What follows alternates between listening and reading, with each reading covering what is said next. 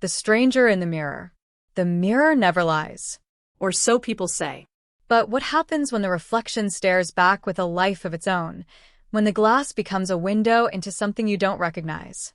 It began on a night like any other, ordinary and quiet, wrapped in the silence of an apartment that felt too big for one man. The city outside hummed faintly, neon lights washing through the curtains in shades of pink and blue. Daniel Ross stood in front of his bathroom mirror, toothbrush dangling loosely in his hand, and for the first time in 32 years, he felt a shiver crawl up his spine. Not because of the chill, but because the man in the mirror was no longer just him. The face staring back wore his features, brown eyes, tired skin, dark hair falling unevenly, but the expression was wrong. Subtly wrong. Too sharp, too knowing, as though the reflection was studying him instead of mimicking him. The toothbrush slipped from Daniel's hand, clattering into the sink. His chest tightened. "What the hell?" he whispered, leaning closer. The reflection leaned closer too, but not with the same timing. A half-second delay. Enough to make his blood run cold. For a long moment, neither man moved. Daniel's pulse pounded in his ears. He tried to laugh it off, convincing himself it was exhaustion. He worked late, barely slept, and stress had been gnawing at him for months. Maybe his mind was playing tricks. Maybe the glass was warped. But when he turned away, something unthinkable happened. The reflection didn't move. Daniel froze, eyes wide, staring out of the corner of his vision.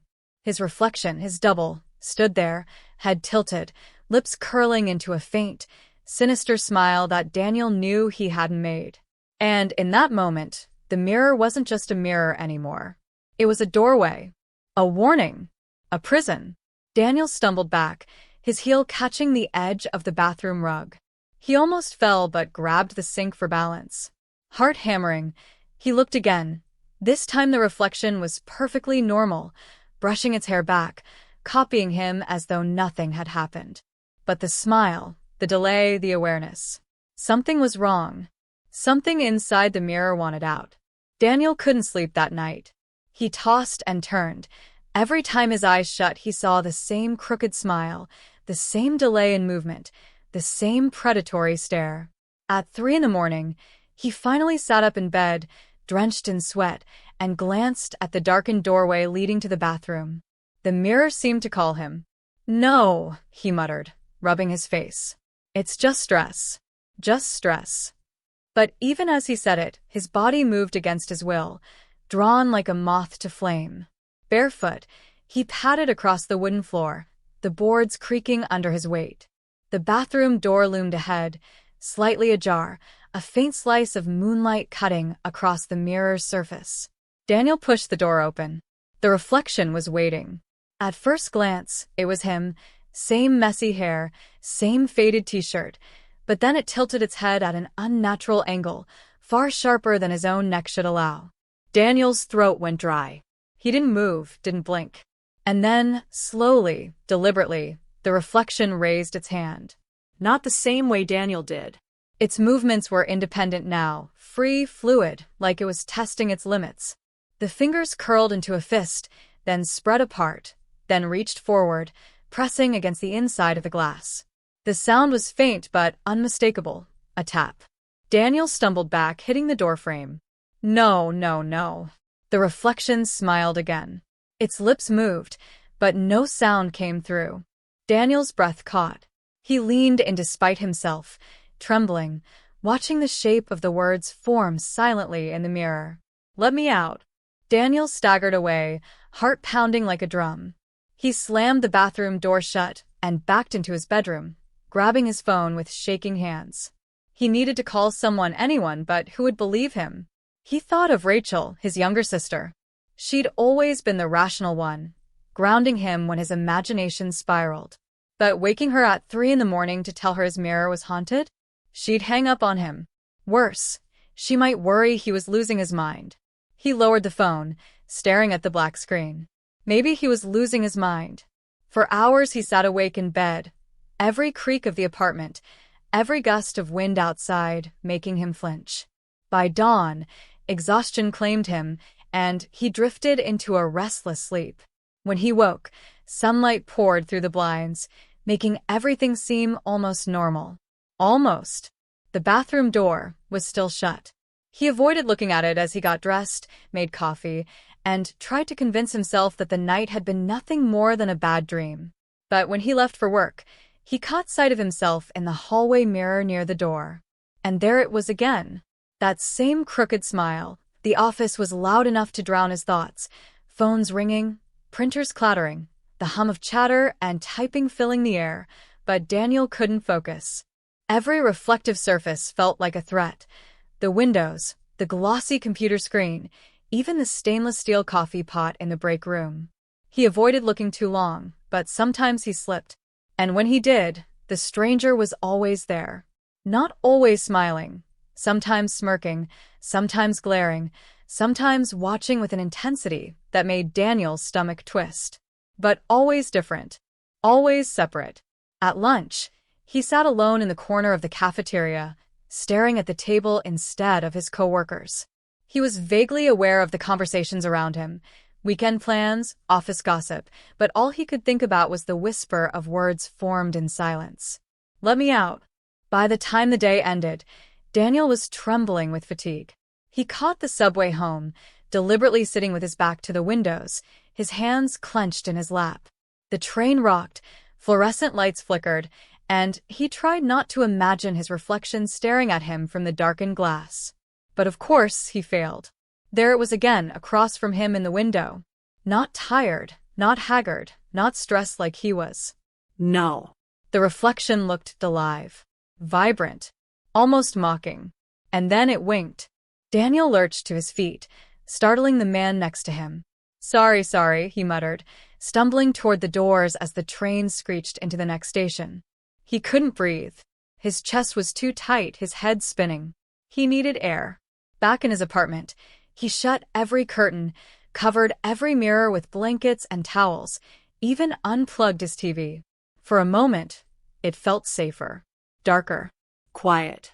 But that night, as he tried to sleep, a faint sound stirred him awake. Tap, tap, tap. Daniel froze. The sound was unmistakable. The bathroom mirror. "No," he whispered. The tapping grew louder, more insistent. He pulled the blanket over his head, clutching it like a shield, but it didn't help. The taps became knocks.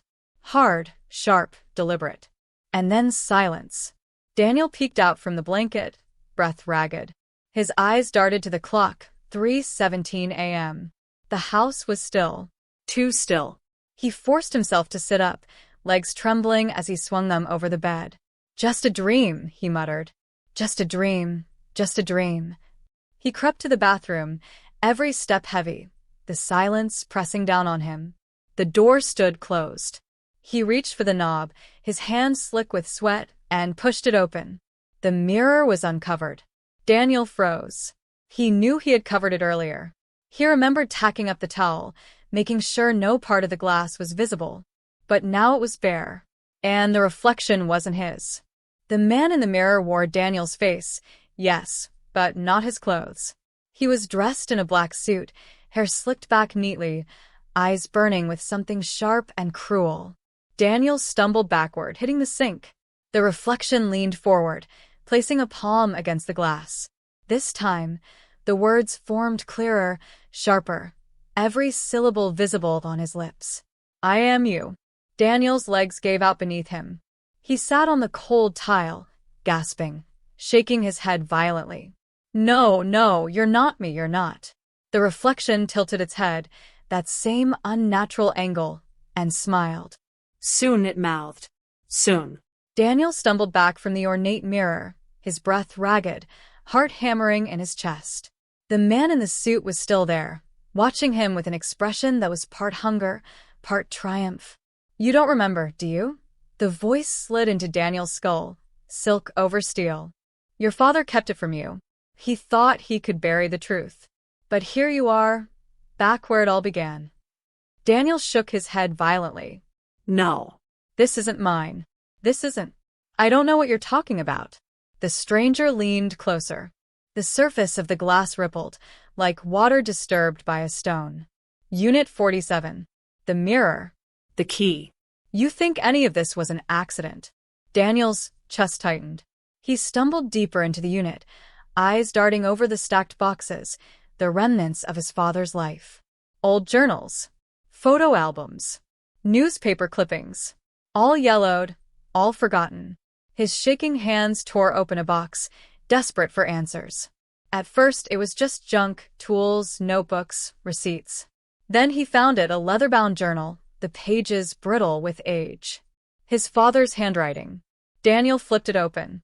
At first, the entries seemed ordinary, daily notes, expenses, reminders. But then he reached the middle. The words grew frantic, scrawled in messy ink. The mirror is wrong. It doesn't just reflect, it remembers. It speaks. It knows me. It knows things no one should know. Daniel's pulse quickened. He turned the page. I made a mistake. I let it through once. Just for a moment. But that moment was enough. It wore my face. It smiled at your mother in the kitchen as though it belonged here. She screamed. I smashed the glass before it could escape, but not before it saw you, Daniel. It saw you. Daniel's blood turned cold. The words blurred, but he forced himself to read on. I thought I destroyed it, but the mirror came back. It always comes back. It wants him. It wants Daniel. If he ever finds this, son, listen to me. Do not look in the glass. Do not listen. Burn it. End it before it ends you. Daniel's hands shook so violently the journal slipped from his fingers and hit the floor with a dull thud. His breath came in gasps. His father had known. His father had fought this thing, this stranger, before. And it wanted him. From the mirror came a soft chuckle. Daniel looked up, horror coursing through his veins. The man in the suit leaned casually against the inside of the glass, as though the barrier between them was thin as air. Your father was weak, it whispered. He tried to hide me. But you're stronger. You've already let me in piece by piece. Every glance, every thought, every dream. You're opening the door without even realizing. Daniel shook his head, tears welling. No, I'm not. The glass rippled again, and for the briefest instant, Daniel swore he saw a hand push against the surface, the wood frame groaning as though the mirror itself were straining. Soon, Daniel, the stranger said, smiling with his perfect, terrible grin. Soon you'll remember too. And when you do, you won't fight me. You'll join me. Daniel stumbled backward, nearly tripping over the scattered boxes. He grabbed the journal and fled, the sound of laughter echoing in his skull long after he slammed the storage unit shut. Outside, the night air was heavy, pressing against his skin. He clutched the journal to his chest, his father's words searing into his mind. Burn it. That was what his father had said. Burn the mirror. But deep down, Daniel knew it wouldn't be that easy. Because the stranger wasn't just in the glass anymore. It was inside him. Daniel's apartment smelled of gasoline. He had emptied 3 cans across the floor, soaking the carpet, drenching the curtains, pouring it until the fumes stung his eyes and burned his throat. His hands trembled as he struck a match, staring at the tiny flame flickering between his fingers. Burn it. That was what his father had written. Burn the mirror. End it before it ends you.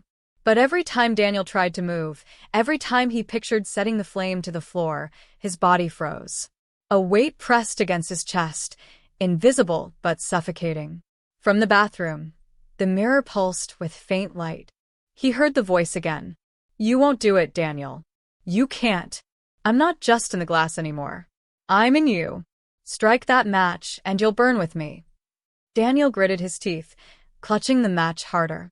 You're lying. You're just a reflection. That's all you've ever been. The stranger laughed, a sound that rattled through Daniel's bones.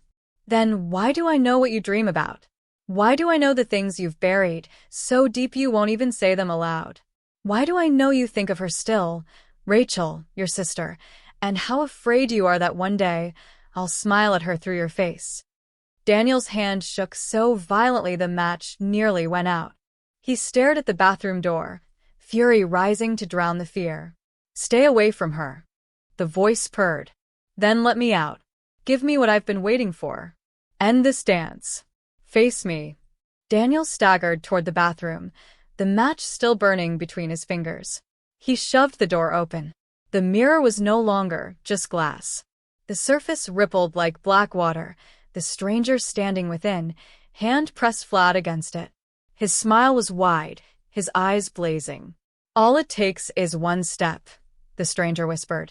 One step, and the truth will be yours. Don't you want to know who you really are? Daniel's heart thundered. He thought of his father. Of his mother's scream, the night described in the journal. Of the laughter that had haunted his sleep. And he knew. This wasn't just a reflection. This was a part of him, something that had been waiting, festering, growing stronger every time he looked in the glass. He raised the match. The stranger's smile faltered. If you burn it, you burn yourself. Daniel's jaw clenched. His hand trembled. But then, with a roar that tore through the silence, he hurled the burning match onto the gasoline-soaked floor. Flames erupted instantly, racing across the room, devouring everything in their path.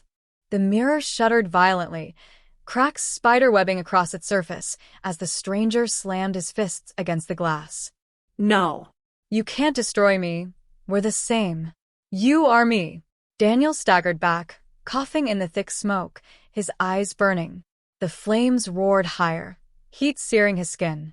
Through the cracking glass, he saw the stranger's face twist into rage, then desperation, then something almost human, fear.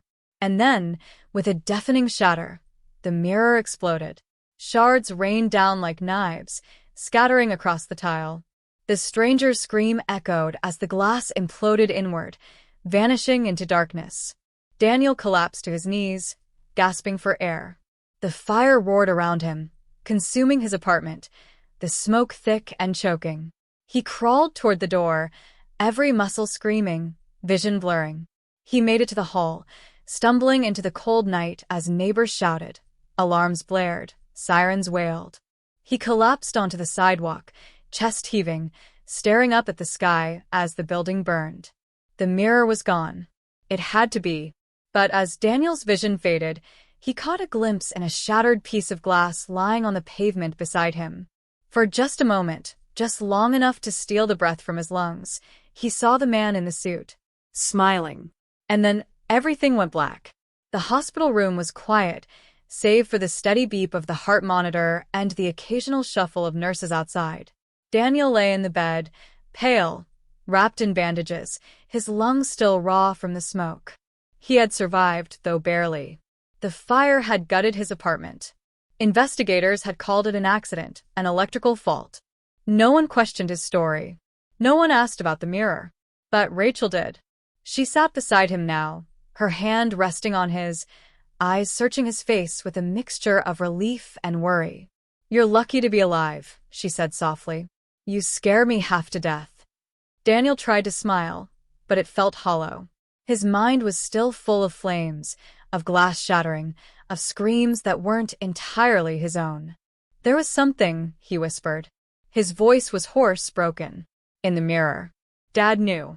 He tried to warn us." Rachel frowned. "Daniel, the doctors said you've been hallucinating. Trauma. Exhaustion. Maybe it wasn't real." He shook his head weakly. "It was real. Too real." He glanced at the nightstand. The leather-bound journal lay there, recovered from the storage unit before the fire spread. Rachel had brought it, her expression tight with questions. "I read it," she admitted. "What Dad wrote. About the mirror. I wanted to tell you, he was crazy. That it was all just his grief. But after what happened to you..." She stopped, her voice trembling. "I don't know what to believe." Daniel closed his eyes. For a moment, silence settled between them, heavy and suffocating. Then Rachel stood, smoothing her jacket. "Get some rest. I'll be back tomorrow." She leaned down to kiss his forehead, then turned to leave. As the door closed, Daniel let out a long, shaky breath. He turned his head toward the window, the city lights glowing faintly beyond the glass. His reflection looked back at him, bandaged, pale, exhausted. For a moment it was normal, just him. But then, as his eyelids grew heavy, the reflection's lips curved. A smile, And though Daniel's own mouth remained still, he heard the whisper, soft as silk, echoing in his mind. "We're not done." The heart monitor beeped steadily. Outside, life went on. Inside the glass, the stranger waited.